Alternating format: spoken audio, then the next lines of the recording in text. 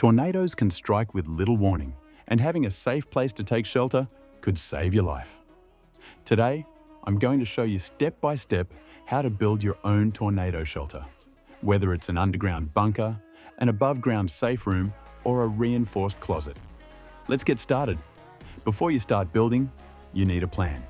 Here's what to consider: location, size, materials, and accessibility. If you're going underground, here's how to do it safely. Digging the space, reinforced walls and roof, ventilation and emergency exit, waterproofing and door. Not everyone can dig underground, so here's how to build a FEMA-approved safe room. Reinforced concrete safe room, steel or fiberglass prefab shelter, reinforced closet. Your shelter isn't complete without emergency supplies. First aid kit, bottled water, and non-perishable food, flashlights and batteries, weather radio, blankets and warm clothing, phone charger, or backup power. And that's it.